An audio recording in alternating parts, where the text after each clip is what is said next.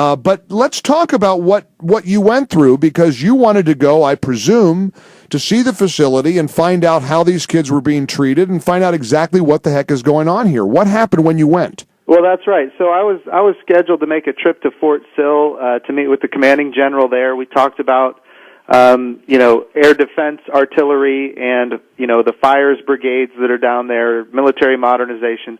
When I was down there, I told the commanding general, I said, "Hey, I want to visit the Health and Human Services facility where all these unaccompanied alien children, UACs, are being held." Right.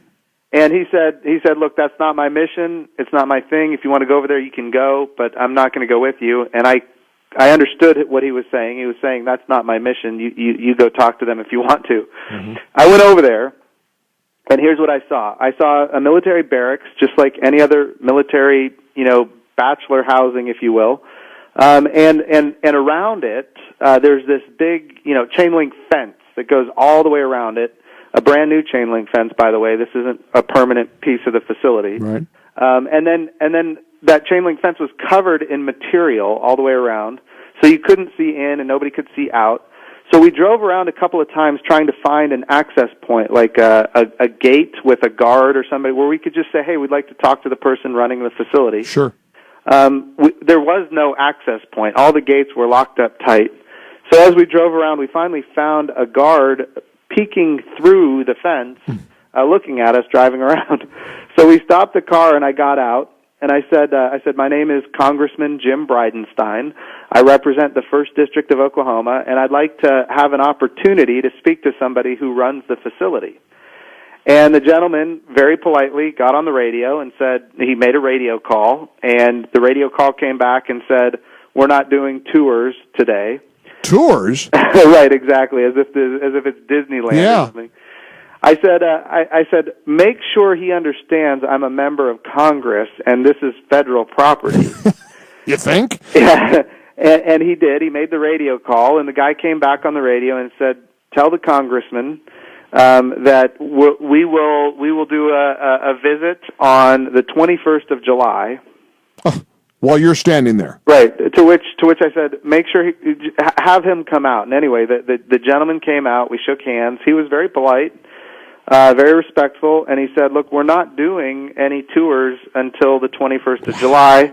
And he said, "You need to contact HHS, the HHS legislative liaison, to take a tour." Is that Ken Wolf? No, I'll get to that in a second. Okay.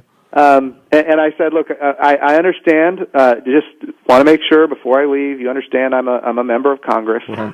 Yeah. And he said, "And this is federal property." Because you had to be shocked that they're not letting you in. Right. And when you hear the stories, Mike, about these children that have done just incredible. A lot of them have been through incredible, terribly painful process to get here. Down at Lackland Air Force Base, the reports are that as many as a third of the young girls were raped or abused. Right. I've heard that. We're talking about child trafficking, where children are being leased because if you come with a child, you're more likely to be able to stay. We're talking about kids in northern Mexico that have died because of the heat trying to come. Sure. And so, look, I said, look, I left. I called the Deputy Director of Communications for Health and Human Services. That's Ken Wolf. Right. And I talked to his assistant who answered the phone, and I said, "I'd like to talk to the Deputy Director of Communications." And she said his preferred method of communication is email. So he wouldn't take your call even. Right. I said, "Will you hold on one second? Will you let him know I'm a member of Congress? I'm not with the media. I'm a member of Congress." And she put me on hold, and she came back, and she said, "Well, this is." She came back again and said his preferred method of communication. Wow, what a gutless wonder.